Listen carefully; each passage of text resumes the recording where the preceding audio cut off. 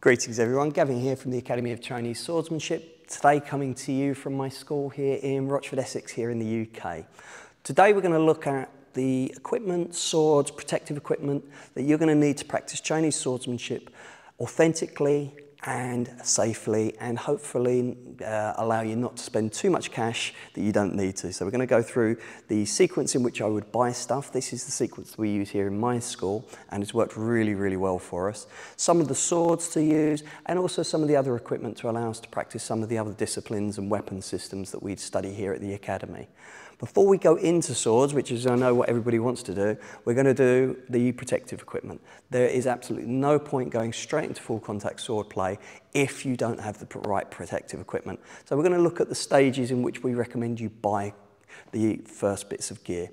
Before you start any partnered work, the first bit and most essential part of equipment that you're ever going to need is also the cheapest, and that's a humble pair of eye protective glasses. These are nothing special. These are just from, you can get these from hardware stores. They're available on Amazon. In the UK, I think they're about £3. I've seen them even cheaper. I presume that's going to be the same in other parts of the country, but don't skimp on these. Even if you're doing the lightest partner work possible, don't not get a pair of these. I was demonstrating in a class once and I had one of my Jianfa go at me full contact, and I'd forgot to put my glasses on. Because I was talking and looking around, I was slightly distracted, and he was just slightly off target from when he was feeding me the deflection. I had deflected in and it comes straight up and hit me straight in the eye. I ended up with cuts down here, bleeding from the top. I thought I'd fractured my eye socket and I couldn't see out of my eye for about 5 minutes. Luckily, I just managed to turn my head at the very last minute, but it was really close to me bringing you this video with an eye patch on. So whatever you're doing, whoever you're with, if you're not doing anything fast or hard, stick a pair of these on. For a few bucks, it's going to save your eyes. As Laoshi often tells us, you can heal bones, skin heals, you can't regrow your eyes. So definitely don't skip over on that. Next piece of equipment we recommend is gloves.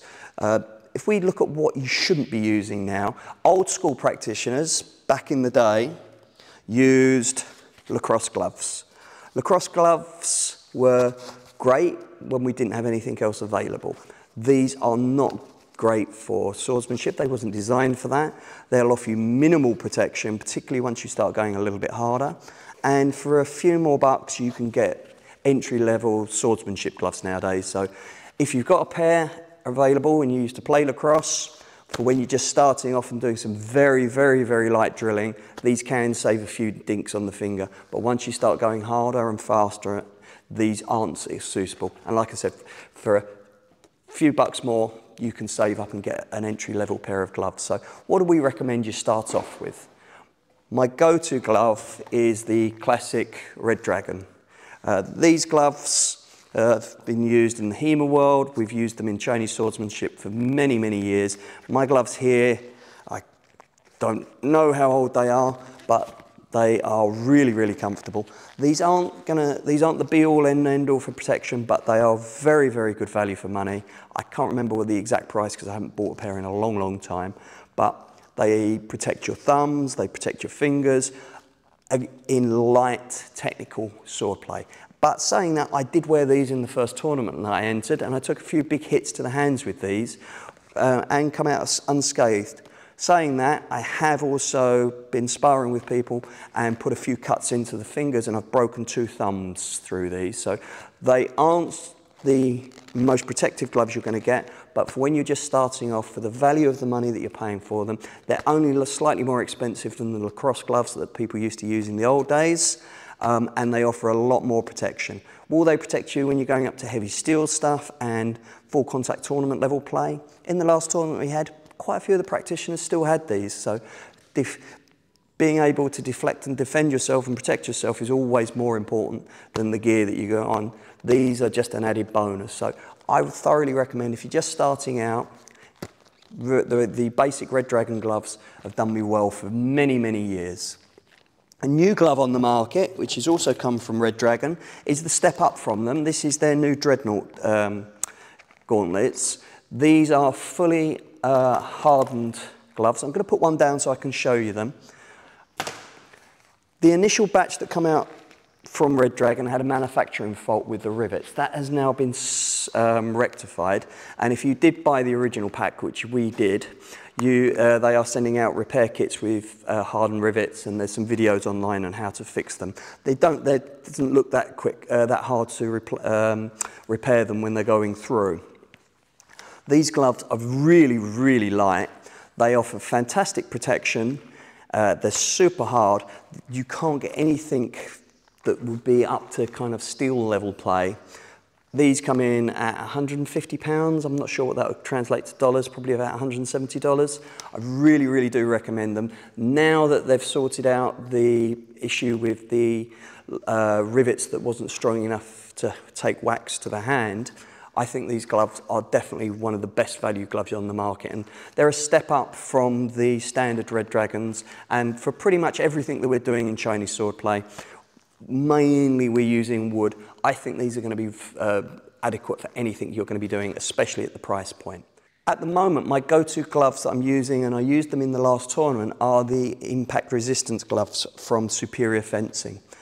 The good thing about these is we have a deal with Superior Fencing through the Academy that all Academy members get a 15% discount on all of the protective gear that they supply. So the details of how to do that, if you're watching this on the Academy's portal, will be down in the description. If you're not a member, you can join up to the Academy and you'll be able to get access to the details. I really, really like these gloves. Like I said, I used these in the last tournament.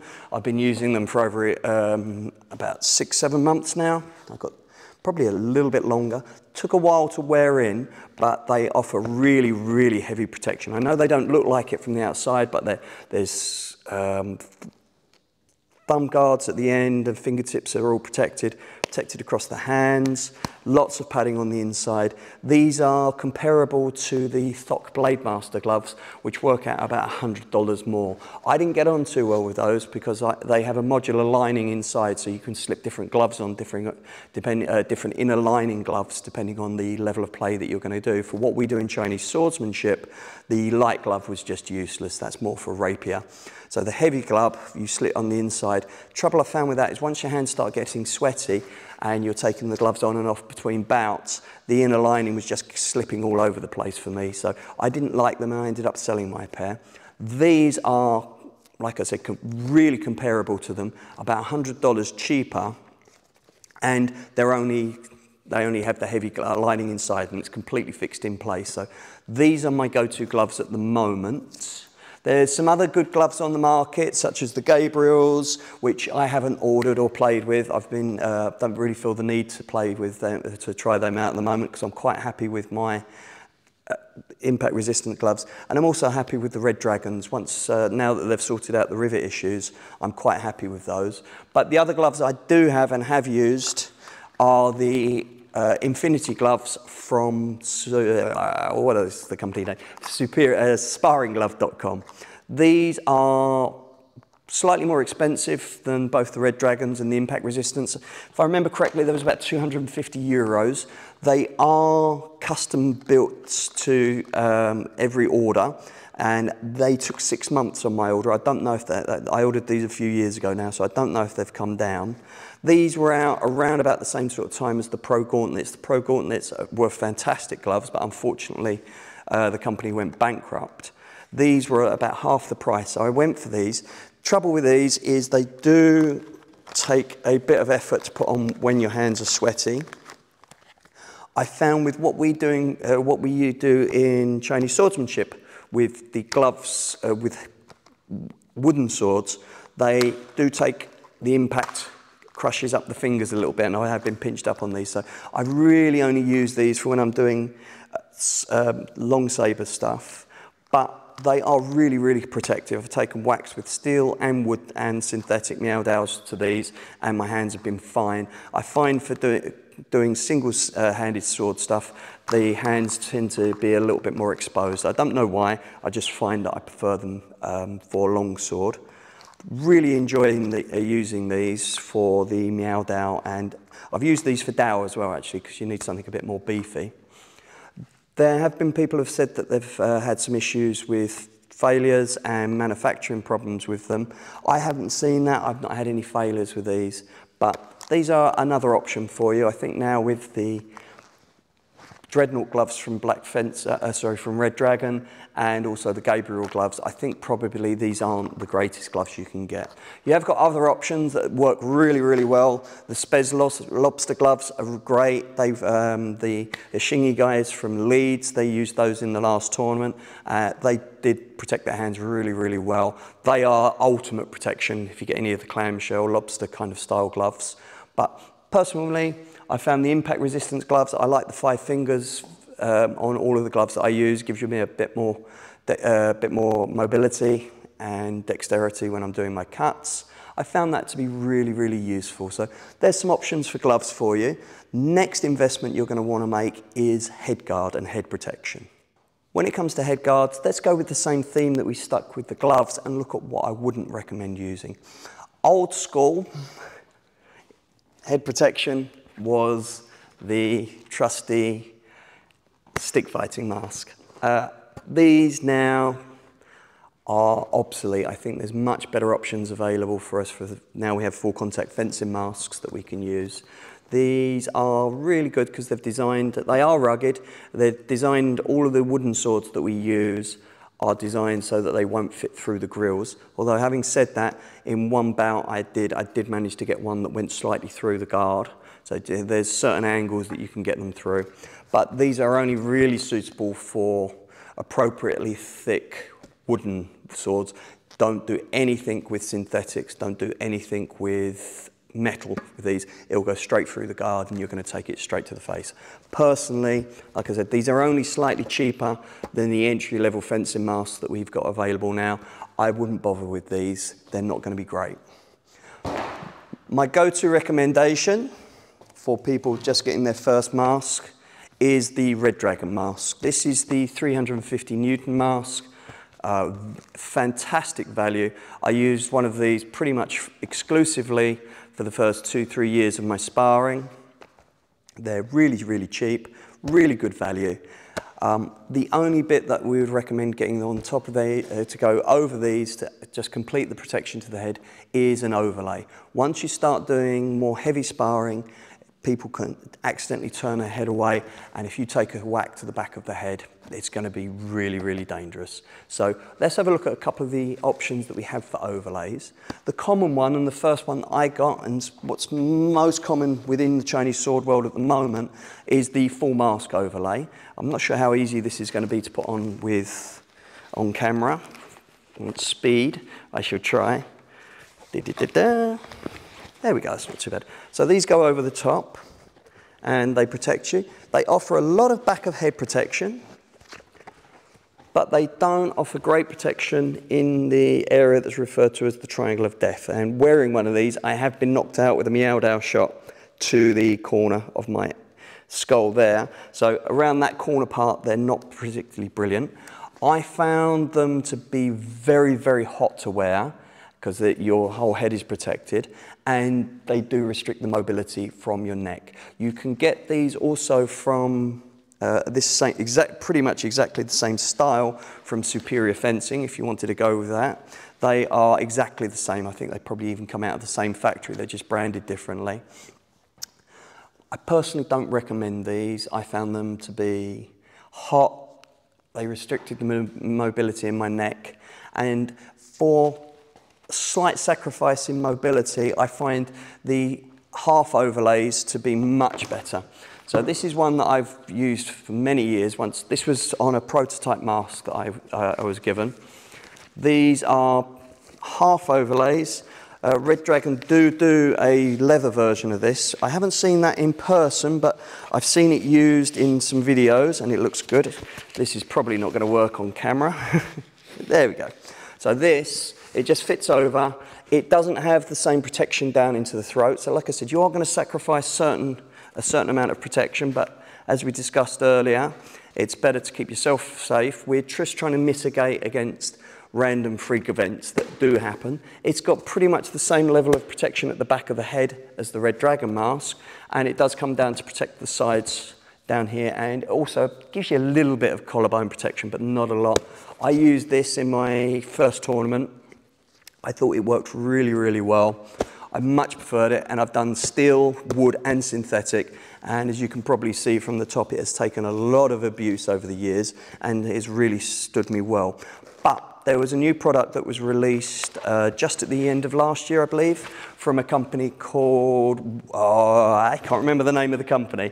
It begins with a W, but I got this from swordgear.com. This is the rattlesnake overlay. This is a modified version of a popular mask that came out a couple of years ago called the Cobra mask. If you remember the old TV series, the cartoon series called Cobra, they all had this kind of, all the baddies wore this kind of helmet type thing. That's what it was based off. I liked it, but you have to have the mask and the helmet are all included, so it's basically a helmet. The thing I really like about this, this rattlesnake overlay is it's pretty much the same design, but it'll fit on any mask. So this is a Red Dragon heavy mask, and we'll talk about the difference in just a second, but the overlay, this is solid. So what I found with this is it offers much more protection than any other overlay I've read for that, that I've worn for the corner of the occiput down here. Because it's solid, it dissipates the force better. So the cloth ones, I feel the concussive force coming through. With these, you hear the impact, and it's quite shocking actually to the first time you take a cut to the head with these on, but the power doesn't come in through, so you can take much bigger hits to the head with these on. I got this for 99 Canadian dollars, and delivered to the UK it was £99, so it really isn't that much more expensive. It doesn't come with a mask. If you're going for the full Cobra mask, I think you're looking at nearly $300 for that, but to the UK delivered it was £199 delivered. Really good value.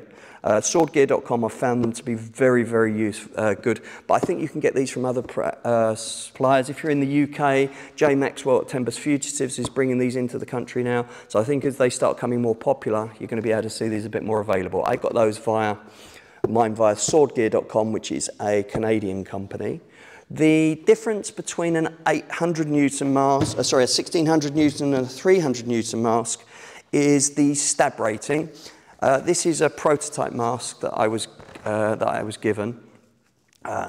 It did do very well, but the design of the padding on the inside wasn't great, but we did really go for that. I'm not sure if you can see that on camera, but we did take a big chunk out of that. Just wanted to show the difference between the masks, between a 1600 Newton rated and an 350. They're just a little bit beefier. The bibs is more substantial. This isn't really an issue for us in the Chinese swordsmanship world because we don't spend that much time sparring with steel at the moment. We just don't have the steel weapons available in the market. So we are mainly using wooden weapons as that's what would be done traditionally. We'll talk more about the difference between steel and synthetic and wood as we go forwards. But so the stab rating isn't really isn't something that's going to be as a concern to us.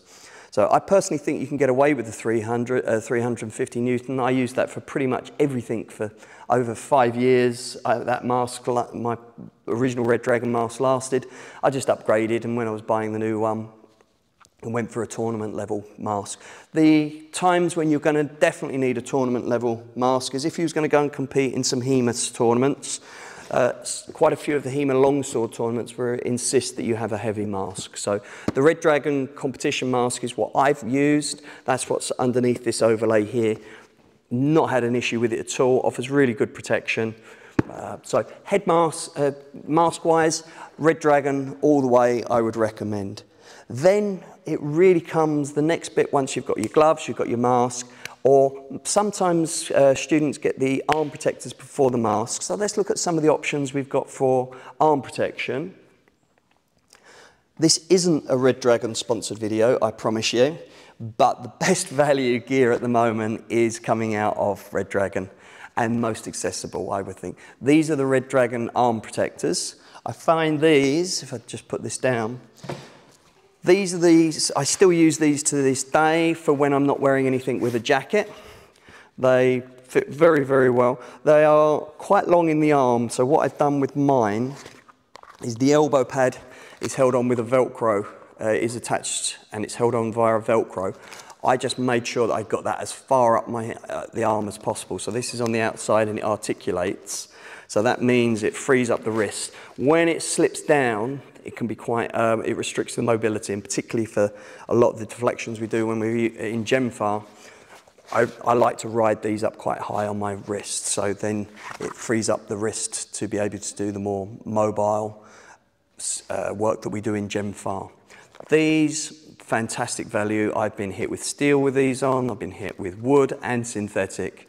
Really, really good value. I use these now for when I'm doing any work when I don't have a jacket on. So when we're doing lighter drilling or we're doing fixed step, these would be the gloves, the arm protections that I use. The other options you have, the Spez gear is fantastic. These are the Spez Gecko pads, I believe. I believe it's the Gecko. When you're going through the descriptions, in all of the description on the online stores, they will describe these as being shorter. These, exactly the same as the Red Dragons, they've got some Velcro in there so you can attach these to pads. I generally wear these ones when I'm putting a jacket on because they go over jackets a bit easier than the Red Dragons. I really like these again because they're shorter in the arm and I don't have to worry about riding them quite as far up into the elbow pad. Really good protection, really good mobility. So these are another good option. The Spez gear is really, really next level. There's another style of arm pads that you can get. I got these from Timbers Fugitive and I don't believe they're doing them anymore. But these are an all-encased arm protector that goes in. They're really, really good design. They just come in two, if I can take this off, they come in two parts and they just slot together over your arm. I really like these. These offer probably the best protection of any arm pad that I've worn.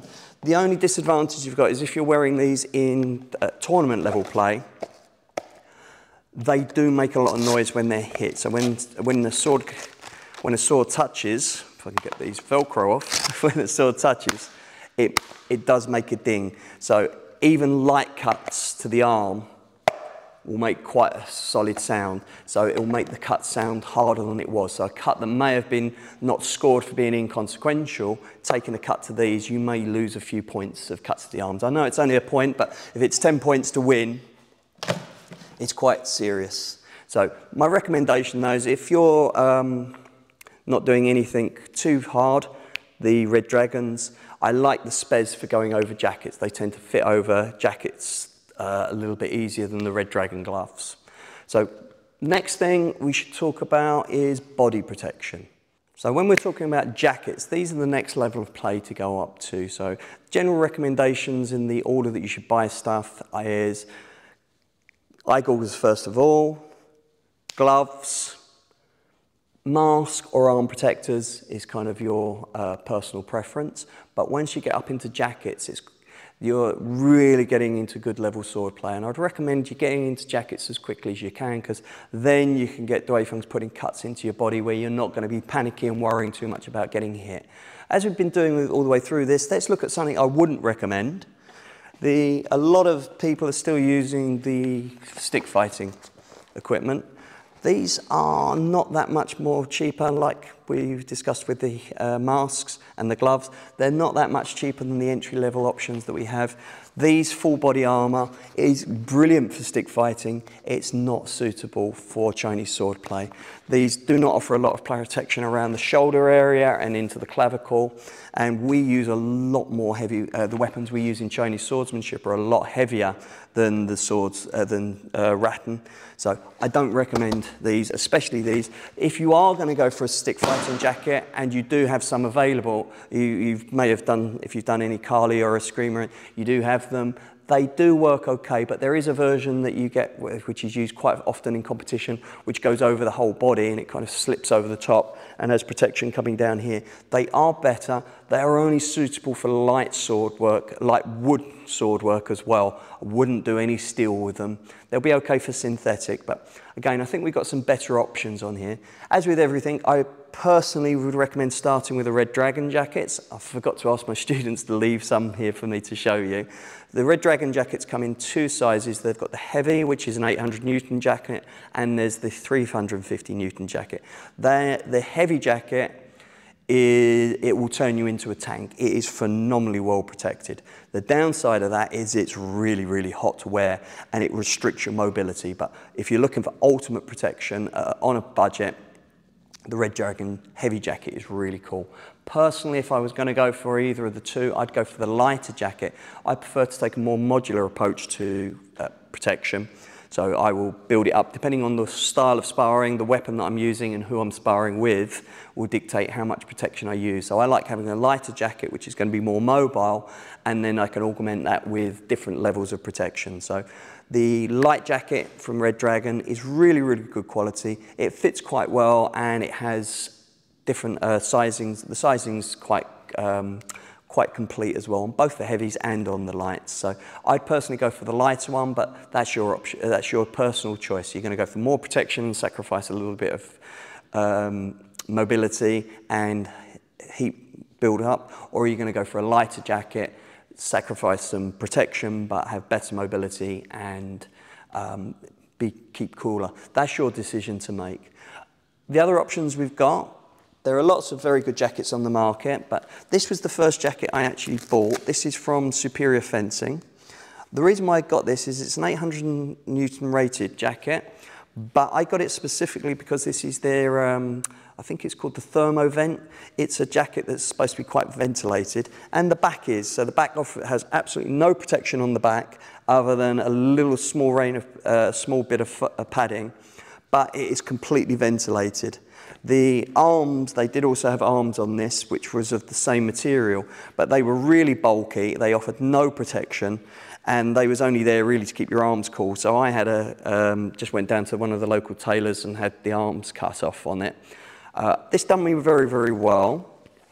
It is thicker, it's an 800 Newton. It's nowhere near as much protection as you get from the Red Dragon jackets.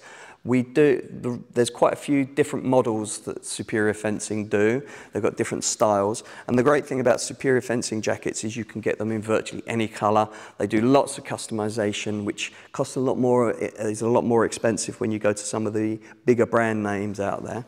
This done me very, very well, but I wanted to get a better jacket. So my current jacket that I'm using, and I'm using this for absolutely everything, is the Speds. I believe this is the AF model. This is a really, really good jacket. This is an off-the-peg jacket that fits like it's been tailor-made for me. It's a 350 Newton rated, I believe. Let's just check. Yeah, 350 Newtons. I got this with the plates, the armor plates. There's an option when you're going through to get these with the armor plates, and it comes with shoulder, forearm, elbow, and forearm protection, so upper arm and forearm. If I can put this on without affecting the mic, let me show you what it's like. I won't do it up. I really like this because it's all enclosed, and it means I can get my gear on really quickly. So you can see, goes through, good protection on the arm, good protection on the elbow, protects up into the clavicle. It's only a 350 Newton rated jacket, but that's more, in the jackets that I've seen, that seems to relate more to the puncture. I know it relates to the puncture, the amount of force it takes to puncture the jacket, but it doesn't offer comparable levels of padding unless you're looking at something like the Red Dragons. The difference between the padding on this and the padding on my 800 Newton rated jacket from Superior Fencing is not great. It's not a great difference. This does dissipate quite a few slashes to the body really, really well. I've been hit hard with both long sabers. I've been hit with long swords actually, and Jian. So cuts to the torso, I found this dissipates them really quite well. With the padding, with the plates on, it really takes the sting out of any shots to the arm. So I feel really, really safe in this. I do like this model because it offers some protection across the hip joint as well. Some of the jackets are cut slightly higher.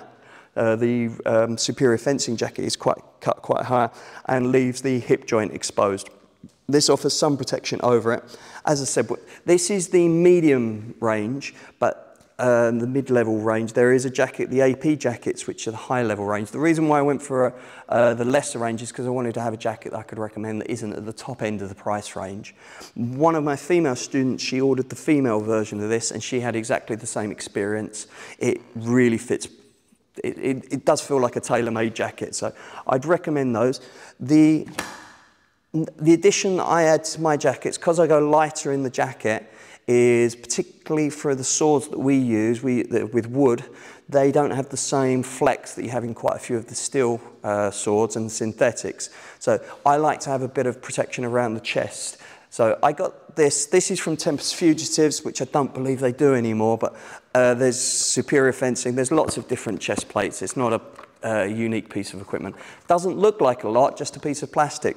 But when this is over and you've got the added addition of the padding from the jacket, everything just slides through. It just bounces off, so gives you fantastic protection against thrusts. And this was only, I think this was under £40, so really, really, really good addition to any of your jackets that you get. It means you can go lighter with your jacket, but still get your level of protection on there. So that covers the torso. Next level to look at is legs. Thigh protection is optional, you don't need it, but when you get hit in the thigh, even though you can take big whacks to the thigh, it sucks. I did my first tournament without any thigh protection, took a cut to the leg which went straight across, and I had a bruise for about 2 weeks across, and it really, really hurt. So the leg protection that I recommend getting is from Superior Fencing, and I've seen these used quite a bit. These give you groin protection. How does this work? You've got groin protection, hip protection, and these big plates go across the thighs. This from Superior Fencing, I think it was only about $40, $45. Really, really worthwhile investment. We've really tried hitting each other hard with these, and it takes big whacks to the leg. So I would really, really recommend these. These are really great. Then the last thing to consider is your protecting your knees and your shins. That is a must as far as I'm concerned.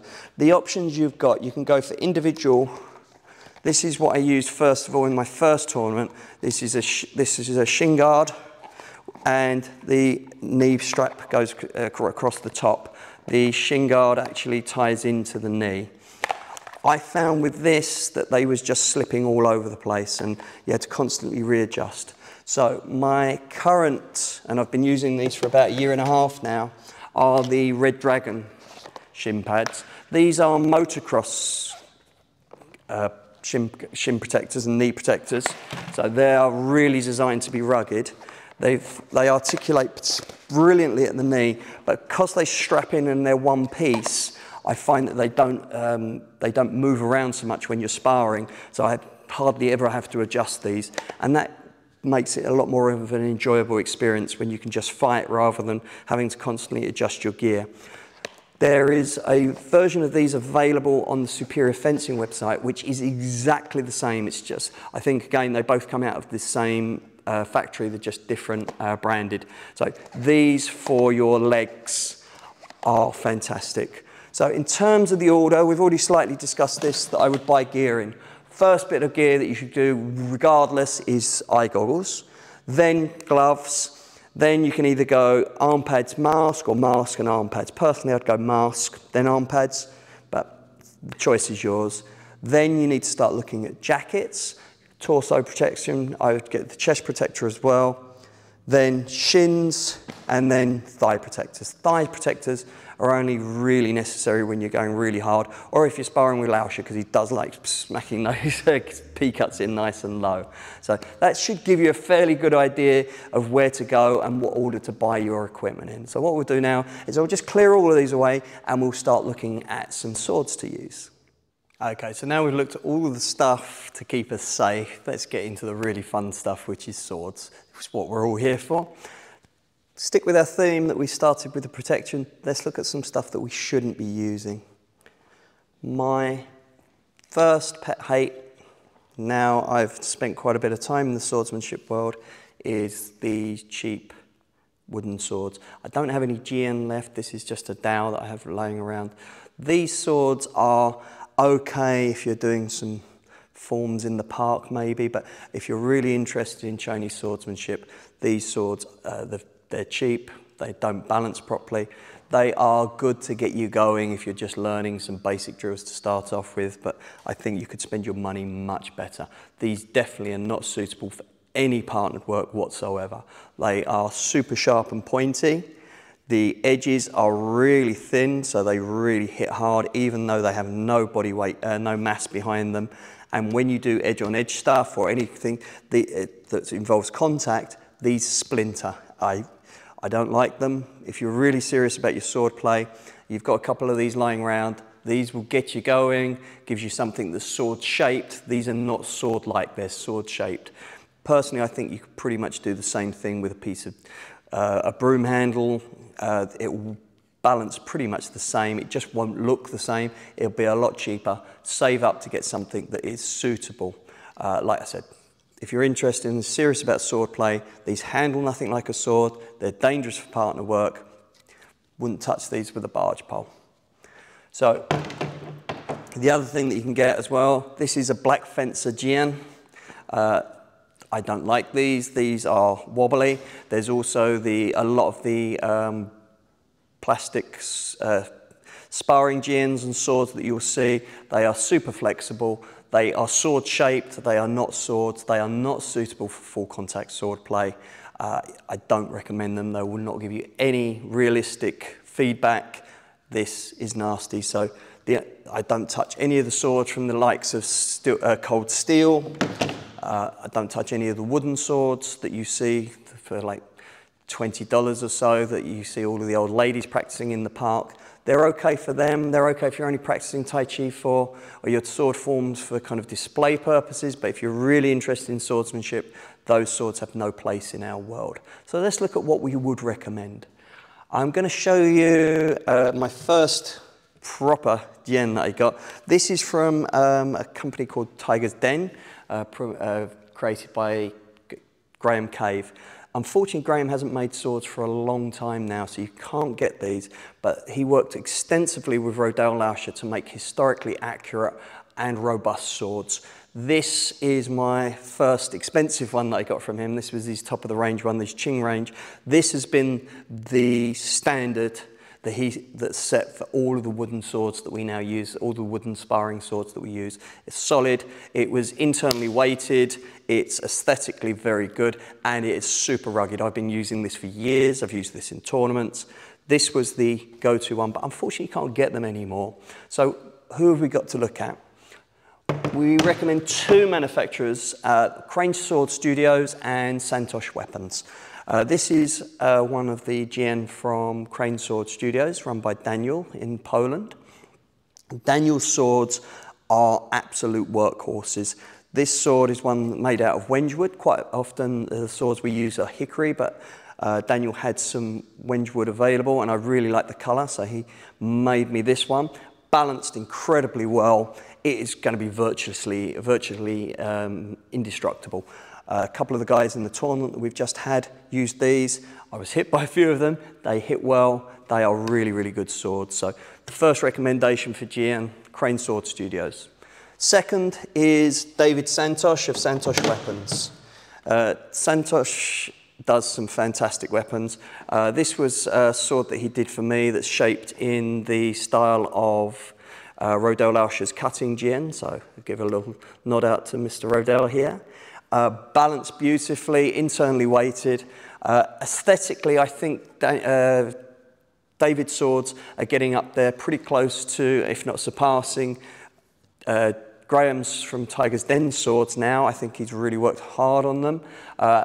Very, very robust, gives a lovely cut. And the great thing about both Daniel's swords and Santosh's swords is they will make them to custom specifications. So when you're doing that though, please beware of the tournament regulations if you're planning to fight in any tournaments, and historically accurate sizes and weights.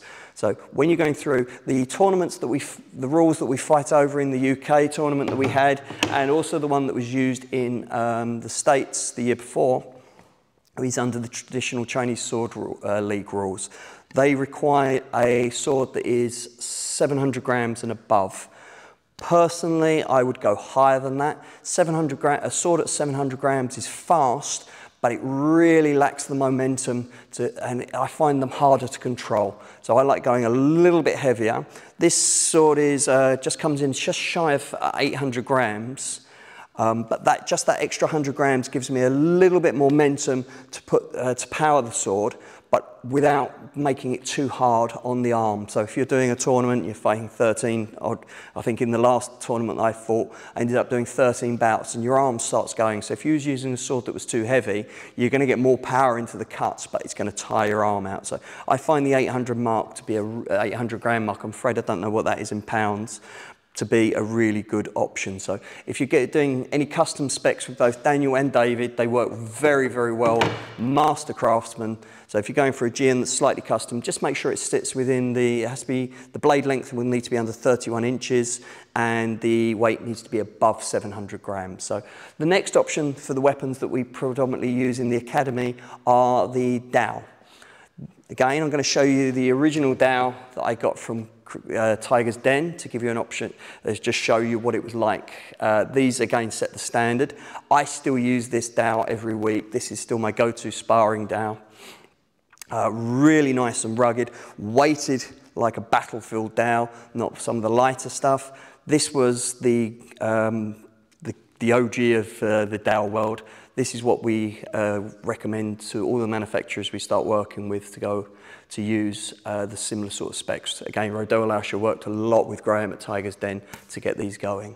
So the only dao that I have to use to show you is one of the prototypes that Daniel sent me across. Again, like everything from Daniel and Crane Sword Studios, you just know you're getting an absolutely rugged sword that will stand up to virtually everything you hit from. This one, interestingly, I think there was a problem with a hickory supply at the time. So this is made from ash, and this has lasted really, really well. I believe the design has been slightly aesthetically changed, but again, we use this is our club swords. These really are balanced beautifully. I have a dao coming from David that David has kindly made for me. We worked on the design for it, so I don't have that to show you, but I've seen some of I've held and handled some of David's daos from that other people have had. Really, really good swords as well. So as with the Jian, your go-to guys are David from Santosh Weapons and Daniel from the Crane Sword Studios. I'd recommend those. The other main weapon that we use at the academy is the Chinese long saber. We do this with the Dan Dao Manu, we do this with the Chong Dao, we do this with the Miao Dao. The go-to sword, obviously, that I use is the original from Tiger's Den. Again, I'm trying not to rub this in because unfortunately we can't get these, just to show you what the standard was that Graham set when he originally worked on these swords with Rodeo Lauscher. These are the standards that everybody's following afterwards. He really did kind of raise the bar up when we was doing this. I love this sword. It took me like 3 years to get hold of.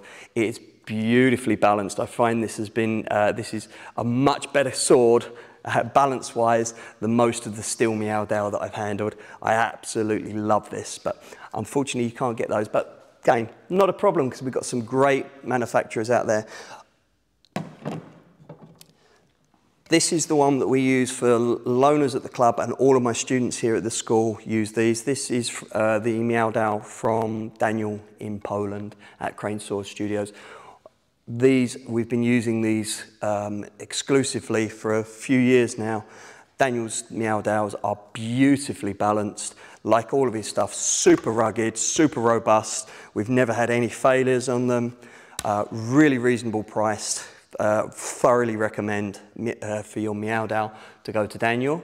That said, David from Santosh Weapons also has a really nice looking Miao Dao. I haven't used that, but I will put a link in the description below to the review that Rodeo Lauscher did when he was sent one to test out. Really nice laminated design. Really look forward to getting hold of them, but unfortunately there's only so much money we have and only so many weapons I can buy. So let's look at a couple of other options that we've got for Miao Daos. During, when Graham stopped making from his Meow Dow's, Graham from Tiger's Den, we was kind of stuck. This was before David and Daniel come onto the scene. So there was no options and no one available to make wooden weapons. So I approached Black Fencer, who are a very famous HEMA company who make a lot of steel and synthetic weapons, to see whether they could make a synthetic Meow Dow, and sent over the specs, and they come up with a really, really good design. This is the synthetic Meow Dow that I worked on with them. Really done a lot of sparring with this. It comes in, I believe, at just over a kilogram.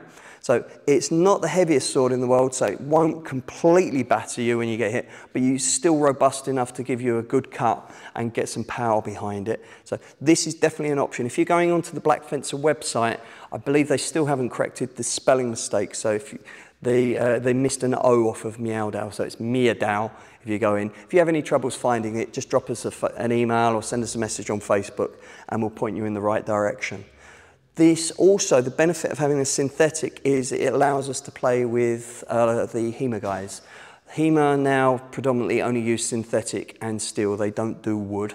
In the Chinese swordsmanship world, we're predominantly wood-based, so we don't usually have a lot of weapons that we can cross-play with. So I recommend, that's another reason why I pursued this project with them. Really liked it. It's good. It's a good sword, and a lot of my HEMA friends who I've played with have enjoyed it. We've had a few bouts where they've lent me their long swords, and I've played with, they've played with this Meow Dow. We've had some really exciting bouts. On the subject of being able to play with HEMA guys, I also wanted to work on a steel Meow Dow with Black Fencer, and luckily they agreed to it, and we made a steel version. I don't think this is available publicly in their catalogue. This is the product, the final product that we finished with. Really nice. Doesn't flex quite as well as some of the long swords, so you have to be a little bit more easy with the power when you're going in for thrusts. But this, if you try finding this, I don't believe this Steel Meow Dow is on their website, so you'd need to contact them directly. The lead time for their steel weapons is quite, or at least the last time I had ordered one, was quite high because they are very, very busy. It was priced the same as their steel sparring katana. If you wanted it, I would contact Black Fencer and speak to Alberto. Alberto's a great guy. He was the one who actually designed this for us with the specs that we sent over, and it really is balanced well. So this steel Meow Dow from Black Fencer is really, really good. I really do like it. Whilst we're on the subject of sparring with HEMA guys, as we discussed earlier, that they don't play with wood, they only have steel and synthetics. We're kind of limited for the synthetics that we have at the moment, and the only option we have from the Jian point of view is the Hanwei Sparring Jian. The times I've played with HEMA guys with this, they've politely agreed to spar with me, but I kind of got the impression that they didn't really like this sword. It is heavy, it's just under a kilo. I don't know what that is in pounds. It has hardly any flex in the tip. The tip as well, the rounded tip is sharp. So I put on when I'm sparring, I put a leather around the end of this and just tape it in place so it doesn't end up cutting. This is often referred to as the Rodel Sparring Jian. Rodel Lauscher didn't have anything to do with the design of the actual blade part of it. It was only based on his design of the hilt and the guard, because the cutting Jian is an absolute masterpiece. CAS and Hanwei stuck this blade on top of it. It's not horrible. It's nice and balanced. It does require quite a bit of strength to use. Your arm will get tired, and it does whack hard, and it does not flex on the thrust. So you do need to have a lot of padding if you're going to do any serious sparring with this. Another option that we have when we're playing with HEMA guys, if you're looking to go out, because there's not too many of us with Chinese in the Chinese swordsmanship world to spar, you're going to find more readily find HEMA opponents. The side sword is quite a good option. I remember discussing suitable steel sparring swords with my friend Jay Maxwell from Tempest Fugitives, a very respected HEMA teacher. And he'd looked at our style and said that the side sword is probably the closest to what we do. So I bought this side sword off of him. I believe this is a Mayor's side sword. Very interesting to play with. Having the longer cross guard and the knuckle bow makes it interesting. It's not balanced quite like a Jian, but I can do quite a bit of the stuff. It wasn't alien to me. So I've had a few bouts with this. This was good fun. The other option we have is from Black Fencer, from a dowel point of view, is this is available on their website. It's their synthetic dowel. This is quite a light dowel, so it'd probably be similar to a lot of the later period Chinese sabres that were influenced more by the Western sabres. I enjoyed this. It's not balanced particularly heavy at the tip. It's more down to the guard, but had some really good bouts sabre to sabre with from humour friends. That was really good. I did start a project with Black Fencer to create a more historically accurate from the period that we studied dowel, just never got a chance to finish it. This was the prototype that was sent over. It is really, really heavy, and it does give a monster cut, has no flex. So I believe Alberto at Black Fencer still has the CAD designs for this, so if anyone wanted to pick up that project, it just needs trimming down and thinning out and balancing a little bit better. Maybe the guard could be a little bit longer as well. But there's that there for you guys to play with. One more on the subject of long swords. There's also the two-handed Jian from Daniel at Crane Sword Studios, and these are really, really cool. Laotia is just going through. We will be releasing, this at least at the time of filming, we're going to be releasing very shortly a series on a two-handed GM form. I don't have a lot of experience with these. We've just released a very good video on YouTube about this as well, which gives you the history of the two-handed GM. So if you're after a two-handed GM that you want to spar with and you want to practice with, you can get this from Daniel at Crane Sword Studios. Then the other course that we have in the Jianfa Vault is the Dardao course.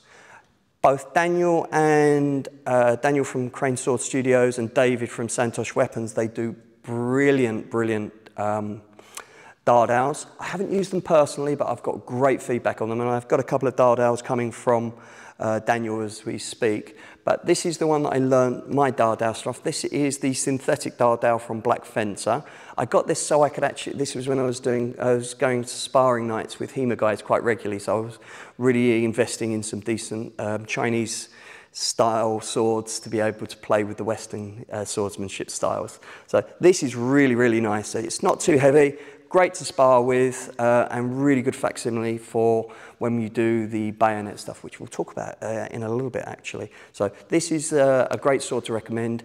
There's also the Dardao that you can get from David at Santosh Weapons and Daniel at Crane Sword Studios. Again, all of these links will be down below. So in terms of sparring weapons, that kind of gives you a good idea of what's out there on the market. I would recommend that if you're going to go and buy anything custom or you're not sure of everything, please go onto the Practical Chinese Swordsmanship Facebook group. Just put a post of what you're doing. Got some really experienced guys there. Rodel Laotia will be able to see it, and we could advise you on what swords that you should be looking for. So next stage of swords is going to be the sharp sword. So let's have a quick look at what available we've got on the market. I'll just clear these out of the way, and then I'll show you some of the stuff that I've got. Okay, so let's have a look at sharp swords. This is where stuff really starts getting interesting, and that's where we get some really geeky collectors, and you can spend a lot of money very, very quickly. My personal interest in swordsmanship is more on the fighting side of it, so I've spent a lot more money on sparring swords than I have on cutting swords and test swords. So I have a very small collection, and it does me very, very well for my thing. I'm not really interested in antique swords.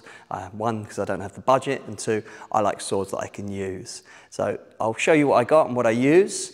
The go-to Jian, and this isn't just because Rodel Laotia would hit me if I didn't say this, but is the Rodel cutting Jian. For my money, this is the best value cutting sword that you can get on the market. It comes in, I believe it's about $300 now. Every aspect of this, unlike the sparring Jian, was designed by Rodel Laotia, from the scabbard to the fittings to the blade geometry to the weight to the balance. This I absolutely love, without sounding like too much of a fanboy, this is a masterpiece of a sword. It cuts brilliantly. I've held a sword that cost twice the amount of this, and it didn't feel anywhere near as good as the quality of this. Some of the cutting gin I've held, they don't feel anywhere near as robust as this. I'd actually be fully confident if I had to do a full sword bout with this, that it would stand up to it.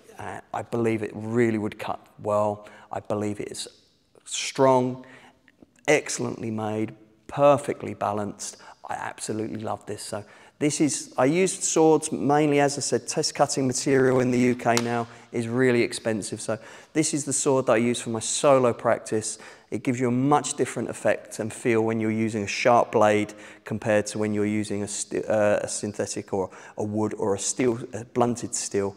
There's just something about doing your drilling with a sharp sword which keeps everything in check and tight. So my forms practice and my solo drills are pretty much predominantly done exclusively with the with a sharp sword.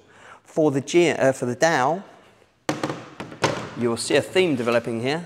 I use the Rodel cutting Dao. Again, I like a sword that I can use. This is a beast though, so probably not something that if you're just coming into it, you would want to use. It does take a bit of effort to be able to control these and get the cuts into the right place, because it does pull quite hard. Being a Dao, it's quite forward heavy and it's designed to cut. I believe you could probably hack down a tree with this. This is a fantastic cutting sword. Really beautifully designed. Like all of these, the handwave stuff that Rodel worked on with them, has a Allen key or a hex bolt in there that you can just tighten it up so it keeps everything nice and tight and true and stiff. Really, really like this. This is my sword that I use for all of my solo Dao practice. Really good. Like I said, it is heavy though, so it probably isn't suitable for when you're just starting out. If you're after a sword that you can use from the get-go, again, Hanwei do a really nice sword. I paid, this was about 10, 15 years ago, I believe this was about £150. I don't think it's much more than about $200 now. This is the Hanwei Practical Dao, only about 750 grams, so it's quite light, but it's actually quite a good cutter, shaped in the oxtail style, comes with a wooden scabbard. It's sharp, it cuts well, really good for just starting your practice off and building up your technique without having to have a sword that's going to kind of weigh your arm down. You can really build up your skills in this and work your way up to the cutting Dao by Rodel Lauscher. So I really like this as a beginner's sword. This is the sword that we use with our kids when the kids are doing test cutting. They will use this sword. The next one is a Miao Dao. Unfortunately, you can't get this one. This was a prototype Miao Dao that was designed by Lauscher that he kindly gave me. But it just gives you an idea of what to look for. I really like training with sharp swords. It gives you, as I said earlier, it gives you a really good idea of what the blades are like to use a live sharp sword, and just makes you appreciate and respect the sword a little bit more. Stops you from doing kind of wavy cuts. You have to be precise with your cuts, because if you mess them up, you lose a finger. My recommendation for when you're looking at cutting swords, this is where you can really start spending some cash. And if you're going to take the next step up and look at antiques, the prices have gone through the roof in recent years of Chinese weapons, is to actually speak to experts, get expert opinions. And we're really lucky in the Chinese sword world that we have the Practical Chinese Swordsmanship Facebook group. Go onto there, put pictures up of what you're about to buy, ask for recommendations. Rodel Lauscher's on there, senior students, people with a lot more cutting experience than myself, some really, really knowledgeable guys in the history of the swords and how they should be balanced. You'll get phenomenal information on there. Like I said, you can really, really lose some serious money when you start getting into sharp steel swords and antique swords. So I'd really recommend don't just buy something. Don't believe what the dealers are going to tell you in the descriptions. And the quality of cutting swords coming out of China at the moment, some of the forges are really good, some of them are really, really hit and miss. So people like Rodel Lauscher and some of the other guys in the Practical Swordsmanship Facebook group are really, really experienced with what to hit. So hit them up for advice. Okay, our bonus section. These are a few more little bits of equipment.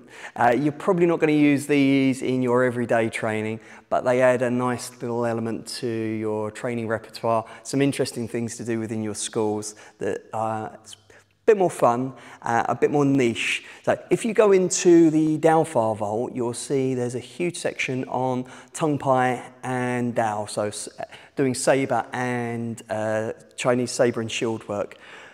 The tongue pai that you get traditionally are rattan.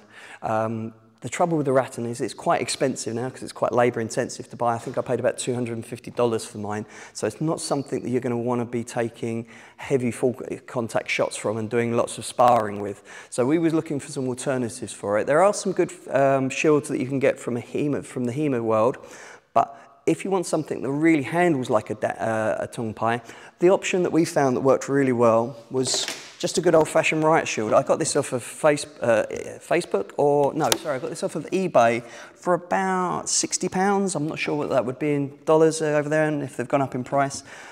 It's not quite as big as a tongue pai traditionally. The one I've got at home is probably a little bit bigger, and it's not as heavy, which is actually a bonus because when you've done a heavy sparring session and you're holding the shield out, it kind of really starts weighing you down. So I find this to be quite a good facsimile for the tongue pai, but you're holding it out, and we've done steel, we've done synthetic, and we've done wood on these. They take everything. Obviously, they're designed to be used in a riot.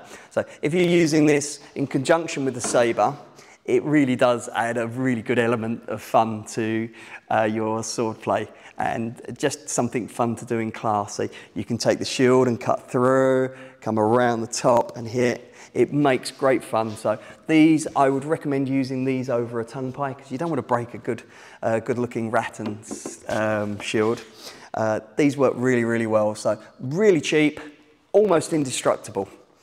Also within the saber sections of the Academy's portal is the excellent Practical Dardao course. This is a course that was based on one of the manuals that was predominantly using the Dardao versus bayonet. So we've already discussed how I use the Black Fencer bayonet, the Black Fencer Dardao for my training, and this is what I actually went through the course with. But we wanted to find a bayonet to use, and Black Fencer do a synthetic musket and bayonet. I think the Chinese ones were slightly longer, but this makes a really good training tool, a really, really good fun. It's got really good flex in the tip because when you're doing spear or bayonet work, really get some power behind the lunging thrust. So I really enjoy the work that we've done with this. The only issue I have is when you do synthetic, quite a few of the techniques within the Dardao manual require the steel biting into the wood stock of the musket and the rifle. So quite often when you do synthetic to synthetic, it can be quite slippery. So it will affect some of the techniques that you'll be able to do, and you'll have to slightly adapt the techniques accordingly. But you can also just use a pole, but the advantage you get from this is you've got this little hook, and there's a lot of the bayonet techniques which will use the hook of the bayonet to pull in, and from our point of view it would be to get the Duifeng sword out of the way, offline, to go in for the thrusts, and really, really good fun. So you can get these from Black Fencer's website. As with everything that we've discussed in this video, it will be down in the links below. Last thing to look at is if you go into the longsword vault, we have quite a few formations that are from the Dardao manual. The Dardao manual is specifically sword versus spear.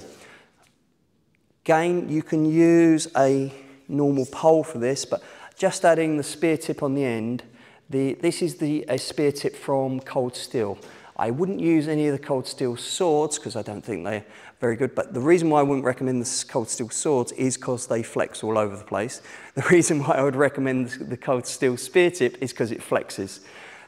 If you put, this is a bow staff, so this is only 6 foot, but you put a good thrust in behind that, the amount of force that comes in through that little point at the end, no matter how much padding you have on, and particularly if you're taking shots to the face, it really does, it gets quite dangerous quite quickly. I find having that on the end really helps cushion the blow. Quite a few people tape tennis balls to the end of the sticks. This I found takes a lot more of the sting out of a shot.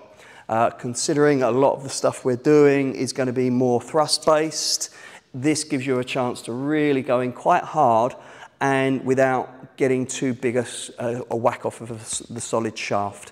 The only issue I've found with these spear tips is they fit, I think they've been designed to fit on most common bow staffs. So quite a few of the poles that we've got at the school, these don't fit on. So I think that could be easily remedied by just sanding down the poles. But the other issue that you've got with using a long pole is you're restricted for space, so you have to go outside. So you can do quite a lot of the Dandau applications against the spear, just using the bow staff, particularly with this spearhead on. You can get steel spearheads. Most of them are quite squat and they hit hard. There are some, I can't remember the name of the company that does it, but they do a really nice, quite a long spearhead but that come in around about £200, which I think is for something that we're going to be using very, very rarely. Just didn't seem to be a good investment for the school for us. So these in the UK was £13 with free delivery. So this is dirt cheap and just makes the spears a little bit safer to practice. So I thoroughly recommend those. Like I said, they go on the end of a bow staff. I'm pretty sure if you've got any practical skills of woodworking, you'll be able to get any tip of any spear or pole that you've got down there, down to a size that you can slip that on. But these work really, really well, and you can actually go quite hard with these, and when it flexes, it takes a lot of the sting out of the shot. So allows you to have some fun practicing the Dandau applications. So I hope that was of use. Buying equipment can be a money pit. So the idea of this video was to give you an idea of where we've spent money, where I wouldn't spend money, and also the orders in which you're going to get, you should be buying the equipment, because obviously it's a big investment in your Chinese swordsmanship career, and we want to make sure you're spending your money in the right place, but also training safely with historically accurate weapons. So if there's any questions, please go to the Facebook group, drop me an email, more than happy to answer anything. All the links will be down below in the description. Until next time, guys, see you later.